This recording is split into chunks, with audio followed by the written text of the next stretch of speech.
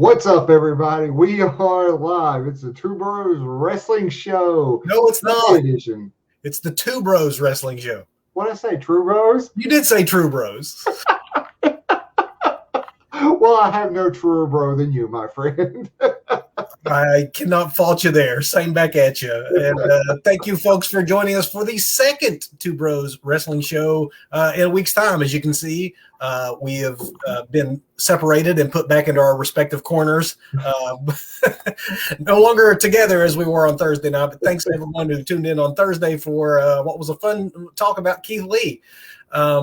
We got something that maybe isn't so fun, Doug, tonight to talk about, depending on one's experience. But we're reviewing Peacock tonight, 6 months into their run with WWE content. So I know for a while there, especially, you were having all kinds of trouble, but things are a little better maybe. But we're going to go. We'll see. Yeah. A little better, maybe. If you all have particular complaints or compliments, let us know in the comments as we're talking, and we'll address them here live on the air. But Doug, are you ready to get this show rolling? Let's do it. I'm back at my machine. I know what's happening. And there's the opening bell. There is the opening bell. And gosh, Doug, I don't know. Maybe we should call the opening bell the opening pink slip, because I think that's the story every single week now. For whom the bell tolls, man. Indeed. I know Thursday, because we were doing two shows so close together, I said that, I was going to divide up the news a little bit. Who knew that we'd have so much that was about to happen on the very next day? So in case you haven't heard, folks, while SmackDown was on the air Friday night, there were more releases in WWE, 13 to be exact about it, all from the NXT developmental area.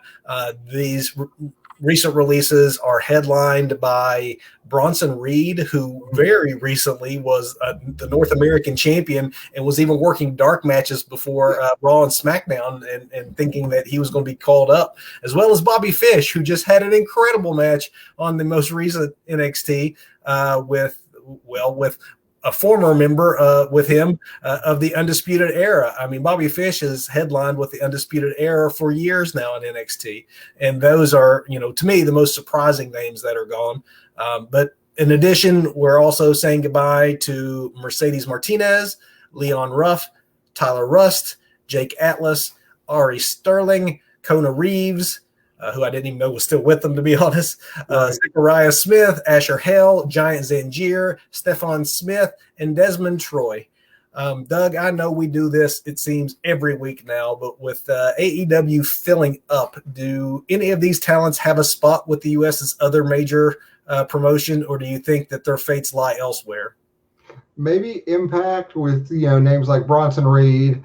I don't think Bronson Reed's going to AEW. Maybe Japan, maybe Impact, maybe ROH. I don't really know about really. I think a lot of these NXT releases are going to go back to the indies. I don't see, this isn't your big names like Samoa Joe or, Aleister Black, but these folks are going to hit the indies. But although I think it's interesting that this time these folks didn't get the budget cuts. They got we're doing a house cleaning of NXT because we're going to rebrand soon and relaunch the brand. So. And there's varying reports coming out. You'll have one insider say that this was, in fact, a group decision as to who got released, while Dave Meltzer and others are saying this was entirely Vince McMahon's call as to who got to stay and who got to go, with no input at all from Triple H or HBK down there in NXT, which would make, to me, more sense based on what we know about Vince recently saying that, he wanted younger talents and bigger talents. I know Bronson Reed is a big boy, but most of this list are smaller guys, or in the case of like a Bobby Fish, a veteran that's been around a while. I can see Bobby maybe going back and having a good run with ROH. I agree with you that Bronson Reed would be a great fit for Japan. They've always enjoyed the monster American heel, and I know he's a face now, but I think over there, just the size differential there would be between him and some of the talent in New Japan could make for some interesting matches. Honestly, I agree with you that most of this list, as talented as these folks are just can't ring the bell for what is no room on the ship at this point for an AEW. It would take a big name and moving folks around. Maybe a Mercedes Martinez is the only one, because not only is she a veteran who's skilled, I still think that there could be around the edges some room to still bolster that women's division in AEW. And I think that she might be about the only one that to me seems like one that could maybe slot in there. Yeah, I think that the women's division does need some help, and I think I see Martinez as more of like an NWA standout, and that I think that would be a good place for Martinez. But I have no problem with her going to AEW. I have no problem with any great talent going to AEW. Well, speaking of which, Doug, that takes us to what was going to be my headline story until we had all these releases. But programming alert, folks. If you've been sleeping under a rock or just forgot what day it is, I know they've been talking about it for a while, but AEW is ready for its first expansion on the Turner Networks. This upcoming Friday is the debut of Rampage. It's significant since this is the first expansion of AEW wrestling. I know they have Dark and Dark Elevation on their YouTube channels, but this is going to be airing Fridays at 10 o'clock on TNT. Notice that 10 o'clock time conveniently as soon as SmackDown is over with. The key to me, Doug, on this is, how Rampage can come across as distinct and important, because wrestling history is littered with secondary shows, starting off strong and then being an afterthought. Thunder, back in the WCW days, was kind of a joke. While SmackDown has fared far better, in fact, it's on a national network. It's still in-house. It sometimes gets referred to as the B Show. So I think that the real key here for AEW is to make it as distinct as possible and different as possible from Dynamite, and stick with it through the bumps that are bound to come. But obviously, you got to get off to a big splash, Doug, which leads us to our next point. Doug, where's that show going to be at on Friday? Wait. Where is that show? Is it Chicago? Is it Pittsburgh? Where is that show, Kevin? It is Chicago, my friend. You are right. I'll cede the floor to you. I know that we mentioned on Thursday's show that we were going to talk about some of the rumors coming and going, and this is obviously in the rumor category, but if it is a secret, it's one of the worst kept secrets in wrestling right now. Again, though, we thought we were going to get in the WWE side. We thought we were getting Lesnar, and instead we got Goldberg for SummerSlam. So just because the fans are chanting the name, Doug, it doesn't necessarily mean it. But address the rumors if you would. It doesn't necessarily mean it. However, let's take not this past Wednesday, but the Wednesday prior. There could not have been a bigger carpet rolled out for Chick Magnet himself. Phil Brooks, CM Punk. So many hints were dropped throughout the entire show, and they did indeed linger on the crowd chanting CM Punk, whereas in WWE that's quickly cut away from.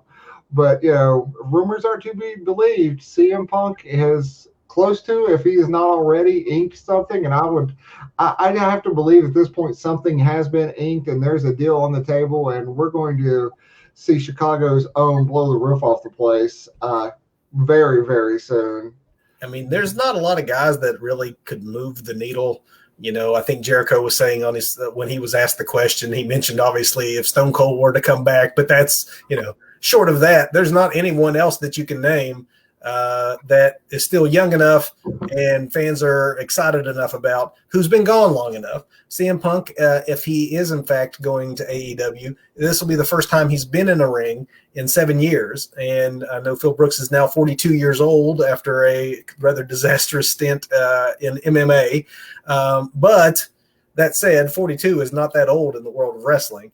And it would make for some good cross promotion, because his Showtime series with Stephen Amell, Heels, debuts this upcoming week as well, August 15th, in fact, I guess. So that's actually next week. But still, you want to tie in, do the John Cena Suicide Squad kind of thing, and by being on national TV when you got a project coming out. He's not the only one, though, Doug, that is currently linked to a very strong rumor about showing up at AEW. This might not be a Rampage item, but if it is true, it would probably be only next to CM Punk, probably the second biggest signing that an acquisition that AEW could make at this point. And we ain't talking about Braun Strowman here. We are not. But yeah, so Bryan Danielson's contract, Daniel Bryan in AEW, it quietly ended, and for a while there, I thought everybody seemed to think that it was just a matter of time, maybe a lighter schedule contract, something like that would pop up. But now, if the rumor mill is to be believed, we are also getting, Bryan Danielson in AEW sooner rather than later. And Bryan's one that is on several occasions referred to the fact that he would be doing this for free if he could. Like, he's addicted to the sport. He'd be wrestling in armories and put on as hard hitting a contest in front of 10 as he would if it was WrestleMania. So much in the way that Jericho got excited again because there were new worlds to conquer, I think that Punk, who has been pretty adamant over the years of not being even interested in watching professional wrestling, much less returning to it, perhaps the challenge of different pastures might have both him and Daniel Bryan re-energized when it comes to the world of wrestling. It's definitely an interesting wrestling world we're living in. We have, people being let go by WWE weekly and very big names popping up, around AEW. So, and very interesting world. Certainly not in the realm of a CM Punk or Daniel Bryan, but also a little more in the confirmed category instead of the rumor category. But it's worth mentioning, since we just previously talked about AEW could still use some help in their women's division. Apparently, Ruby Riott is all but signed to AEW to help bolster that women's division. She never really seemed to fit in after the Riot Squad kind of had its first run. Her NXT days were good, and then the Riot Squad, started off strong, and then she just seemed lost after that. I can see her fitting in pretty well on the AEW side women's division. Yeah, I definitely can too. Apparently, I guess WWE had like a quota for green-haired chicks, and they couldn't have Shotzi and Ruby, in the same company, so one of them had to go. And kudos to you for using Shotzi and dropping the Blackheart, since apparently WWE's decided to do that as well. Just Shotzi and knots. So moving on, WWE and Iconic Events are bringing SummerSlam into theaters nationwide for the very first time. So tickets are on sale now for participating theaters across the country. So those of you who are having trouble with Peacock, which is going to be our main event topic tonight, and would rather just see SummerSlam on the big screen, you are going to have a chance to do that this year. Note, though, that it is a rare Saturday night WWE pay-per-view. It is a two for that weekend, NXT and SummerSlam, but unlike it normally falls where NXT goes first, this time NXT has the Sunday night and WWE will be doing the Saturday night show for SummerSlam. Moving right on along, Blumhouse Television has officially teamed up with WWE to develop a brand new limited scripted series titled The United States of America versus Vince McMahon. The series will be centered around the 90s steroid case where McMahon was accused by the government of giving steroids to wrestlers. So should this project secure an official series order somewhere, this would mark the very first time a scripted dramatic portrayal has been about this particular chapter in WWE history, as well as the very first scripted portrayal of Vince McMahon himself. Doug, if WWE's involved in this, I have to think I know who the hero of this story is going to be. Yeah, I think we're not going to have Mr. McMahon, but we'll have Vince, being the baby face here. Vince is, particularly during that era, and right up until WCW is folding, that late that 90s to early 2000s era, Vince was very, very fond of bringing this up, the fact that he took on the federal government and won. The federal government conspired against him to try to take him down and couldn't. And so you don't hear nearly as much about that nowadays because it's been 25 years. But if this does come to be, you better believe that the framing narrative is going to be Vince McMahon, the crusader against undue regulation. Right. So stay tuned for that. And then the final bit of news that I have on our opening bell segment tonight, but Dave Meltzer is reporting in the latest edition of the Wrestling Observer newsletter that MLW has closed a new streaming deal that is expected to be announced next week. Meltzer said the deal is expected to be with a major distributor and include 2 different 1-hour shows, one being the MLW Fusion show, which airs on their YouTube channel, as well as a number of networks like BN Network and the Fubo Network. However, it also includes a 1-hour show for Azteca Underground, which is essentially the reboot of Lucha Underground, led by the same authority figure that they used in the original. This time on MLW, I guess because of intellectual property, he goes by the name of Don Cueto, but it's the same guy. And apparently, because they have a relationship, MLW does, a working relationship with the Crash AAA promotion in Mexico, that they're going to be able to separate their American roster and their Mexican roster. And Conan is supposedly very involved as well. And so, depending on what distributor it lands on, this could be a pretty interesting thing, because Lucha Underground really was different, and in many ways sort of foreshadowed what a lot of wrestling would become during the pandemic era, with some of the things that they were doing well before anyone had to go that route to, out of necessity. So it could be interesting. That sounds very cool. I really, really enjoyed Lucha Underground. Very, very cool. And Doug, that is the opening bell. Awesome. So it's time to hop to the main event and talk about my other favorite thing other than AEW, which is, Peacock. Peacock. Yeah, we did a show, and we just reposted it last night just to jog everyone's memory. Back in April, when Peacock first became the exclusive home in America of the WWE Network. At the time, we had lots of problems because primarily we had a difficult time seeing it, but we'll get to that in a minute.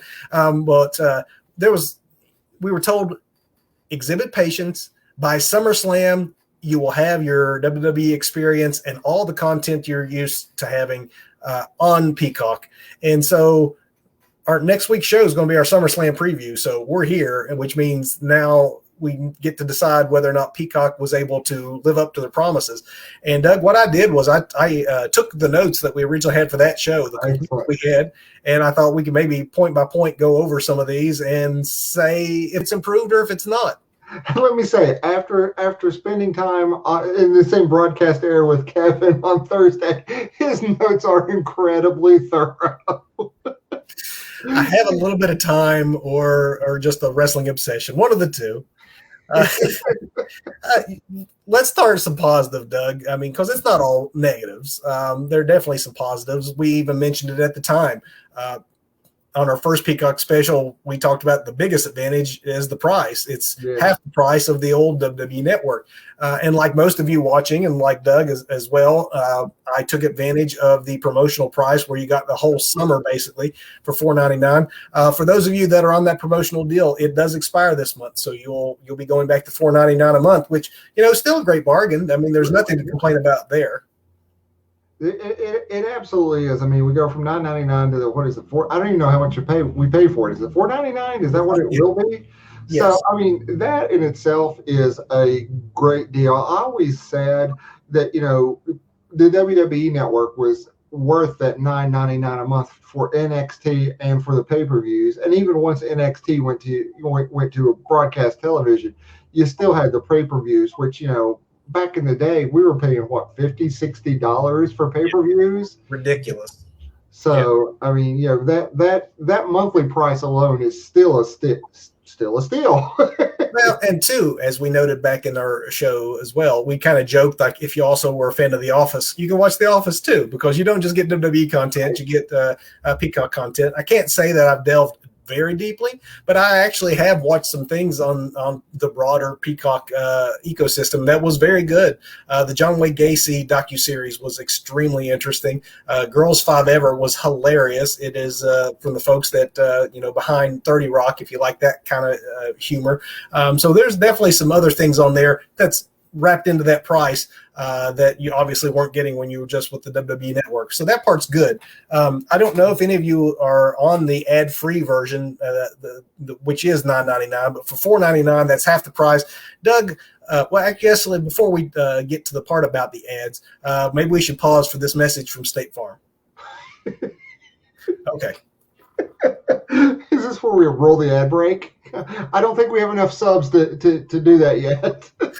It's State Farm every freaking commercial. I mean, it's not like I mind the ad break so much as it's the same ads.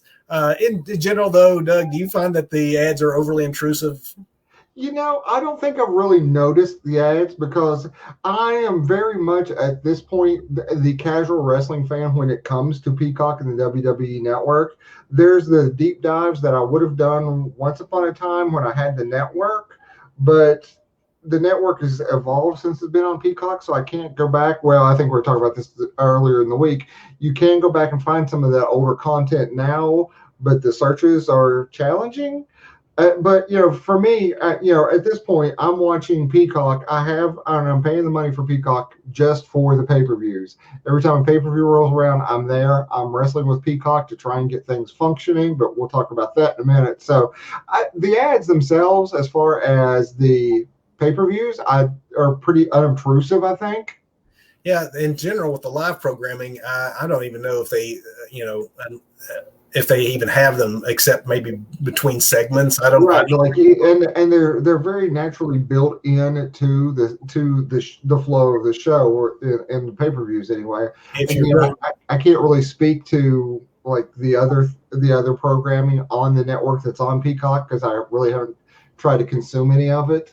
If you talk the archive stuff or like NXT UK, I don't find it overly intrusive. The ad breaks are either 30, 45, or 90 seconds at the most, and 60 seconds, I think. Uh-huh. And you get maybe 3 or 4 of those breaks. So you're probably talking 4 or 5 minutes in an hour's worth of programming, and they're put in just like a commercial would be. I mean, it's at the right spot that it doesn't interrupt the flow of anything. So I know that if you're on the paid version, that's the $9.99 premium version, you don't get any of the ads. And it also allows you to download content for offline viewing, which would be nice. Mm-hmm. But I don't know that for me at this point that my utilization of it will require that. I don't think the ads are all that bad. I'm fine for 4 or 5 minutes worth of ads if it saves me half the price every month. I'm right there with you. And again, especially for what I'm consuming it for at this point, which is essentially just the pay-per-views, I'm fine with the price tier that I'm at, with the ads I'm at. I would love to be able to have the time to go back in, but I'm not sure if it's friendly enough yet for a confused old man like me to find what I'm looking for, That actually is a good jumping off point, Doug. Let's talk about some of the negatives. Obviously, the biggest negative we had when we did the first show is one that fortunately we can say was finally cleared up. And because it affected you even more than it affected me, if you want to address that one, I will. Yeah, so, I mean, the first several months, and maybe it's just that long in my mind, but until recently, I was either watching these pay-per-views on my phone or on my laptop because I have, this is an Amazon household, and so everything I have here is connected to a Fire Stick. That's how I stream all my TV. And for the longest time, Peacock was not available on Amazon devices. That's recently changed, which is a huge thumbs up. You get 2 big thumbs up for me for that, because now I can watch them on any TV in the house instead of the smaller screens. That may work for somebody, but again, I'm a confused old man who usually just pushes buttons and hopes for the best anyway. So, and I didn't have the problem that you did. I wasn't watching on my laptop. I fortunately, Peacock was available, at launch of WWE Network on PlayStation, which I still had my PlayStation. So I only had one spot in the house though I could watch unless I wanted to watch on my phone, because my tablet's a Fire tablet and all my TVs are Fire TVs or Fire Sticks. So I did find it annoying. And so certainly this would be a much different conversation we're having if that still had not been fixed. because as we saw the ire when we did our very first one of these back in April, a lot of folks were in that same boat. A lot of Amazon households, it's the along with Roku, neck and neck. It kind of goes back and forth as to the most used streaming device in the world, and so that's a large audience that doesn't have access to your product. So that was a huge negative, and I'm happy to say that that's one that they were able to come to an agreement on with Google, and because of that, we are able to watch now. But sometimes, Doug, having access doesn't mean so easy to watch. I guess that's another negative we should talk about, and that's stability issues. So I don't even remember the last pay-per-view, but I was blowing up your phone going, what, are you having these problems? This is happening again. Yeah, the Wi-Fi in this house has been spotty for a while because, again, I'm in the middle of a move. I think I've been in the middle of a move since March, but yeah, spoiler alert, selling a house takes a while. It really does. But, so it's not worth it at this point, when in another month I should be out of here. It's not worth to go back in and rewire the house, get the new wireless mesh up and running. So I thought I was once again having some sort of like wireless issues and streaming issues. Well, it turns out for once it wasn't me. It was actually Peacock. It was affecting, interestingly enough, it was Money in the Bank, the last pay-per-view, and it was affecting Peacock. And what they ended up doing was they switched to the international feed of the WWE Network, which was working fine. And that's the feed, just to be clear, that's the feed that everybody outside of the U.S. is still watching. What is the WWE Network. Because considering how many problems there was some question as why, when you have all these introductions, because it happened right before the men's Money in the Bank match, you had all these introductions, you could slow things down, like wait until you fixed it. Well, apparently WWE was not even aware they had a problem because the feed in the house was fine. The international feed was fine. It was only, they became aware when Twitter started blowing up on Peacock. And so in general, I'm not going to just throw them completely under the bus. In general, it has worked well. It's been mostly stable, but I never had any problems really with the WWE Network in its previous incarnation. So obviously SummerSlam is going to see some high utilization. So that's going to be another test to see if it's 2 pay-per-views in a row. But with the live events, there's definitely been a few more stability issues than what we've become accustomed to. Absolutely. Things just seem like a Mac. Things just seem to work with the network, and they don't necessarily, at least it's been my experience. I expect an ease of use where I can just log in and get things going. And every pay-per-view, except for the last one, SummerSlam, first one, I was able to log in. Everything is good to go. And then I still had what I thought was a problem, but it turned out, you and Twitter tell me, nope, it's not you this time. It's everybody. In the U.S. anyway. Doug, I know you said you haven't really deep dived into the archive content. I will say that, especially during that time frame when, and I know it's not a big deal to switch input to go switch from the remote from HDMI 1 to HDMI 2, but still, I found myself watching less of the archive content during that time frame when it wasn't on all of my devices, because I would occasionally, if I was just eating a bowl of cereal or in a rush off to watch something and had a few minutes to kill, I would watch a match or two of old Mid-Atlantic wrestling or an old pay-per-view or something like that. And I just stopped doing that. I was only like you, watching just for the pay-per-views, essentially. I'm changing that now, especially since they are back on the Fire Stick. But it seems to me that there's less new content being produced than there was previously. Of course, this could have as much to do with the layoffs in production as it does with Peacock itself. But it seemed to be that every Sunday you would have, a new documentary or a new behind-the-scenes interview or a new Stone Cold podcast. I mean, those are, they're still having those things, but they seem a lot more spaced out than they did before. Mm-hmm.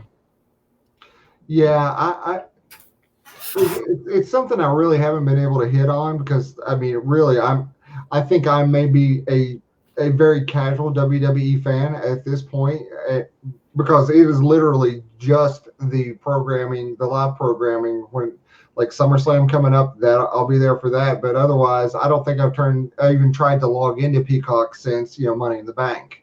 So it is good to know that stuff's back, because, like you said, it's easy enough to go from one input to the next. But that minor inconvenience can be just enough to go, well, you know what, and then drive your casual fans away. I don't want to fire up the PlayStation and then switch over and wait for it to boot up. It just, like you said, you need to make the barrier as low as possible for people to want to access your content. There's just way too much competition for your attention out there. Agreed. And then, so to that same end about obstacles and let's talk a little bit about layout and navigation. In general, I think it has improved since it launched in April, but I still don't think it's nearly as intuitive as the old network navigation was. What's your opinion on searching or finding content? I keep joking that I'm confused old man, but again, if I can't go to log in and find the pay-per-view on that homepage and just click on it and go, I would be lost. I would still be trying to find Money in the Bank right now, probably. I never had any problems finding things on the old network. I don't understand why just the categories and that sort of thing couldn't have been migrated over. That part doesn't make sense. So that's something I have been wondering, because it seems like, their data structure in the background, their database seems like it should have been just migrated over. Here's what everybody's ready for. Here's what you have. Take this and run with this. But, maybe the platforms are incompatible and things had to be completely rebuilt on the back end. I really don't know. But it seems like, an A to A transfer, it should have been. And it's not at all. And so I don't find it as intuitive. And I think that there's probably things out there that I would normally have been watching that I'm probably just not seeing or am aware that is there. Yeah. And as far as content that's there, Doug, I know in April we talked about the fact that not all content was being migrated over from the old network immediately. But at the time they said, don't worry, it's a process. We're going to be added consistently. And by SummerSlam, everything that we currently have will be back. And, I can say, because I have looked for it, it wasn't easy to find, but I looked for it, and older content from WCW, ECW, and other old promotions and territories are now on the network. But that has been fairly recent. And in fact, a lot of stuff I've noticed is being added in the last week or two as far as new episodes of some of these things. So it's kind of hard to tell, especially with the navigation issues, as to whether or not they've lived up to that promise of everything being there. They might have the same categories of shows there, but do they have all of the Mid-South episodes that they had previously, or do they just have a Mid-South category and they're still weekly trying to add 2 or 3 more hours here? Gotcha. Is there? It's really hard to say, because, and this goes back again to layout and navigation. Previously, it was easy to just look up under the territory section on the home screen, and there you found everything. Now it's not nearly as simple. And so this leads to another issue when it comes to the archives. Archive pay-per-views are listed by season instead of year. So, with WrestleMania, that's not a big deal. Everyone knows, they're already numbered. So WrestleMania 3, 4. Oh, yeah. You could figure that one out. But if you wanted to watch Royal Rumble 1988, for example, you would have to know what number that was, because it wouldn't be Royal Rumble 1988. It would be Royal Rumble season 4, which is somewhere around there is probably right, 3 or 4 at that point. Oh, that is incredibly confusing. And I guess maybe from a network perspective, think we're coming from Peacock. So NBC owned network perspective, they are going to go by seasons, and that makes more sense, because you're not going to say, Friends, 2021 or whatever, you're going to go with, season 6 episode this or whatever. So I guess from a network perspective, when in hindsight, that probably made perfect sense to them. Again, so not knowing the product that you've just acquired, that, you're going to go by years, that does make more sense. And it goes back to what you were saying earlier, too, about you'd think when everything came over, it would be A to A. But you have to remember, Peacock had been around already. So they probably had everything already set up in seasons, because They're a content provider of TV shows. And so it probably was the WWE stuff had to be shoehorned into that format instead of the other way around, which is why we got this horrible thing with seasons. And to that same point, and then going back to, also links back to navigation and ease and, of finding things, but the tiles on the main screen, this is something I just noticed this week, list shows by season and episode number. And the title of the show itself, unless it's actually on the tile, is not in the wording, if that makes sense, unless it's part of the graphic. Like if you had a WrestleMania 3 graphic that was, the WrestleMania 3 logo, that would be on there. But if you were just using, like, say, for example, I like going under recently added just to see what's new.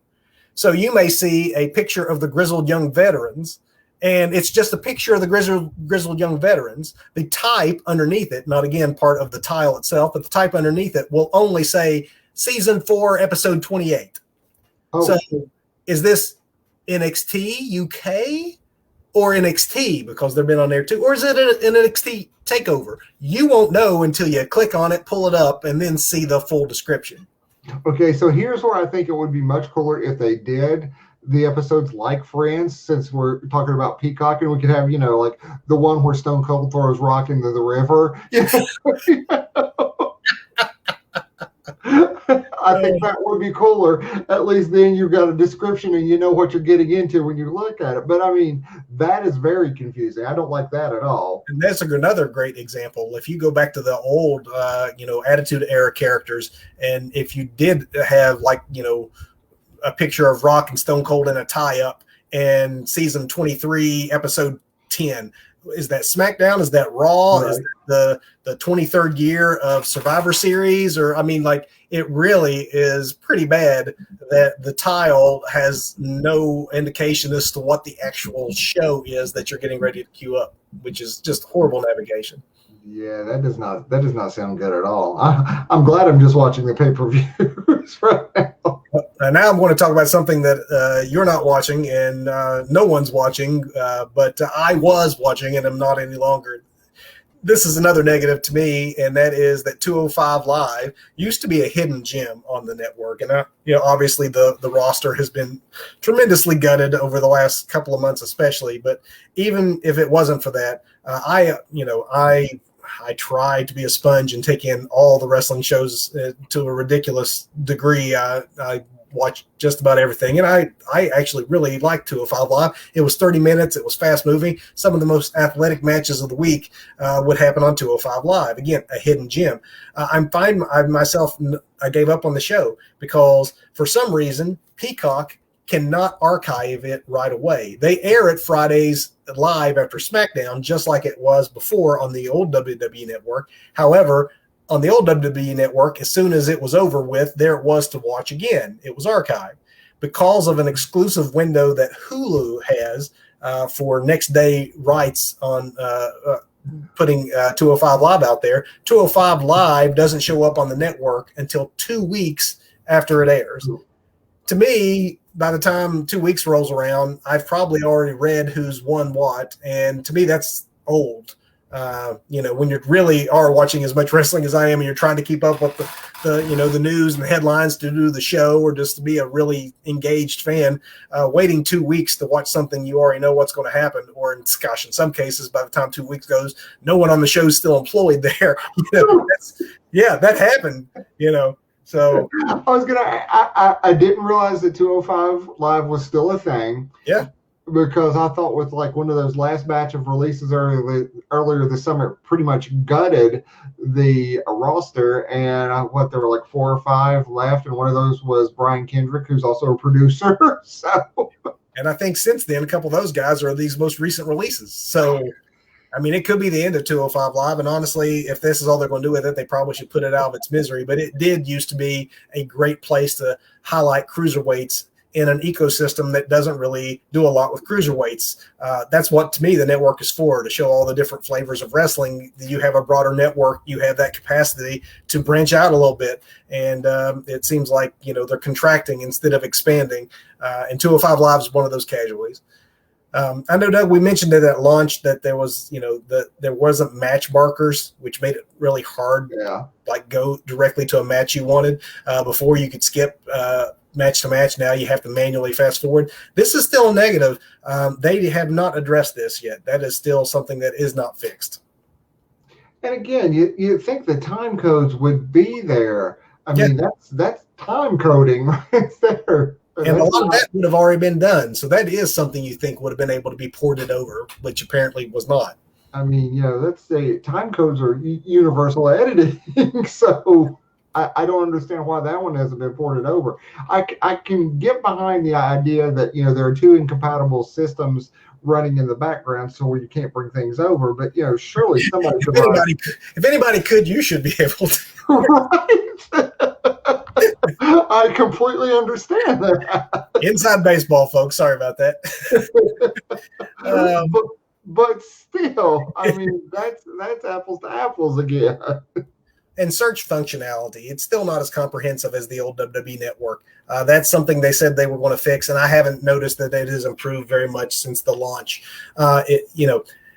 Again, I couldn't find Mid-Atlantic Wrestling. I just presumed it still wasn't on there. I had been trying to go back, since I first got the network and just slowly relive the shows from my youth. And just actually for this show to just, try to start doing some searches for things to see whether or not, they made good on their word to keep, bring things in there. I did a search for Mid-Atlantic and found it. So it's nowhere on the home screen, but if you do a search for it, you can find it. So again, navigation is just pretty much awful. So there is a potential then that there are a lot of hidden gems within Peacock for wrestling fans. But first of all, you got to know what you're looking for. Yeah. And then you've got to be diligent in actually looking for it because this stuff may still be out there. So new people coming back into wrestling or the casual fan who stumbles across the WWE Network as part of their Peacock subscription anyway, if they want to do a deep dive into their youth, they may not be able to actually do it. Exactly. And it also makes it difficult for like the purposes of this show to say whether or not everything is there. Like, I don't think I've seen any Smoky Mountain Wrestling, and I haven't specifically searched in the search bar. It's certainly nowhere in the categories, but Smoky Mountain was on the old network. So maybe that's something that's there. Maybe it isn't. It goes all back to the fact that it's kind of like, they went from a Netflix model where everything was, well designed and logically placed to suddenly it's like Amazon Prime where you don't know, do I have access to that? Is it there? Where'd it go? Right. It was free last week. It's more like that. It's like there's a ton of stuff, but finding it, good luck. Doug, overall, with all this said, and I know we've had a lot of complaints, what grade would you give Peacock 6 months in if you were to give it a grade? Man, I'm going to be generous, and I'm going to give it a high C because, again, I think the price point to have access to the pay-per-views is enough to get people in the door. I mean, I'm legit paying for this service, for a monthly service that I use once a month, and I'm cool with that because the alternative is to try and go out and find this on pay-per-view and pay God knows what for it. So with that, I think in time, all these other things that we've talked about can be worked out. I don't think, they're all going to be worked out before SummerSlam goes live on the air. But I do think that there is at least the intention to try and get this. And maybe we're a little bit spoiled from what we used to have with the network because I guess, it's not going to be an apples to apples. We're not going to get apples to oranges either. We're getting one set of programming that doesn't necessarily transfer over to what we're expecting, but it's new. But at the end of the day, it's still a decent price to pay for all the wrestling content, even if we have to work to get it. And that's a good point. Had we not been spoiled by what we had, if this was a new service and suddenly for $4.99 we're able to find World Championship Wrestling at from 6:05 on Saturday nights from like 10, we would be like probably going, this is amazing that all this is out there. So it's definitely an issue of it's not as good as it was. before, and it is trending in the right direction for me. I would give it maybe a B minus, C plus, somewhere around there, because again, the price point is right, and they do seem to have made good on most of the promises, if not all the promises. So it's trending in the right direction for me. Trust me, though, we've been looking more at a D, barely passing grade, had it not been available on all my devices. Them solving that about 30, 40 days ago only, them solving that gave them a big boost in grade from where I would have been talking about my complaints. Absolutely. I think that could have too, Doug, honestly. I think that could have been a backbreaker for the Peacock and the network and subscriptions, because if they had not had that sorted out this summer, and you got to the promotional period ending, and that price that Right. the charge started showing back up on people's bills again, and they weren't able to watch it on anything but their phone, they would have probably got a lot of folks that would have canceled, I'd think. Oh yeah, because you're halfway to a New Japan subscription through their service, for that $4.99, and you can watch that on your TV. Or Honor Club, or there's a lot of competition now. WWE was the first in the market to have their own network like this, but now they're hardly alone. So you really do have to over deliver. Yeah, we're spoiled, but that's part of living in this digital age. Like, everyone's pushing everybody else, so you gotta be better than the competition if you're wanting that streaming dollar. Yep. And that's the main event, folks. All right. What do you all think? If you're watching the archive version of this show, or watching us on YouTube, let us know in the comments if there's something that we did not address that you have a problem with. There's a very good chance, Doug, that depending on what people are watching it on, some of our viewers may be having completely different issues. So this is very, very true. Let us know. We'll look into it and get you a response. And with that, let's head to the big finish. Big finish. That's the second big finish we've had this week, Doug. So we're kind of having a 2 out of 3 falls match. 2 out of 3 falls. Well, let's get a match of the week out of the way first. And let me say this: my wrestling viewership is still very limited with what I'm seeing. I've been able to knock out SmackDown and Dynamite this week. Of course, I saw Dynamite. Well, of course. And it's going to be even rougher, because eventually I'm going to be saying, well, I saw Dynamite and I saw Rampage. But there's nothing that really jumps out where I'm like, oh my God, this is something I want to go and just shake you and say, did you see this? I didn't see that this week. I did. Where was it? Well, yes, you did. At first, I had a match of the week because it was a really good contest from Raw. Nikki Cross and Charlotte had a very good match. However, I had to mark that one off of my notes because I watched this week's edition of NXT UK. I am a sucker for Iron Man matches. It is one of my favorite stipulations in wrestling. They should be 60 minutes. I will quibble with that. 30 minutes isn't quite I want to see a 60-minute Brett versus Shawn, or Lesnar versus Angle. Like, that 60 minutes means a lot. But a amazing 30-minute contest happened on NXT UK this week between Jordan Devlin and A-Kid. And if you didn't see it, folks, this one is worth hunting down on Peacock if you can figure out how to find it and watch it. That sounds awesome. So, performer of the week. I'm going to roll this up and just go ahead and do a 1-2 punch and get my performer and my botch out of the way all at the same time. Because I'm going to start with the performer, and of course, shocker, it's going to be an AEW guy.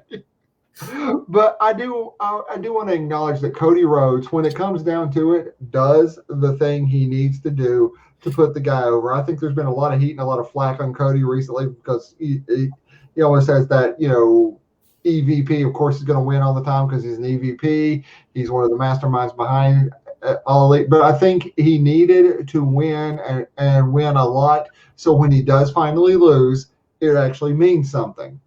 And Cody did that this week. He ended up, Tommy End, Aleister Black, Malachi Black, whatever you want to call him right now until you get used to that new name, handed him a very decisive win, putting him over. However, it it then completely became about Cody. You put the guy over. That's what every wrestling fan should have been talking about the next day. That's what everybody should have. Oh, did you see? Malachi Black completely destroy Cody. Maybe AEW was going for, oh look, he was so defeated that he's now retiring. We're talking about Cody retiring. Somehow that still got made all about Cody and putting a guy decisively over. And for that, I give him both the performer for doing what he needs to do to put the guy over, and I call it the botch because of the way the match finishes. And then at the end of it, we're just talking about Cody potentially retiring, which we know wrestling retirements never stick. I mean, Terry Funk, Ric Flair, Yeah. Kurt Angle. And I will say too, and I love Cody and I love what he's done Yes. with AEW. It also, to me, was not his strongest promo either. He has given some really great old school promos that the working man kind of promos his father was famous for that people think are unable to be done in today's wrestling, and he's shown that that's not the case. However, I would put this more in line with his odd jingoistic Great American Bash promo from earlier this summer, where it's like, I don't know, this one might actually be a little too hackneyed. The fake tears and all that, I wasn't buying any of it, and it didn't make what you were just talking about come across any better.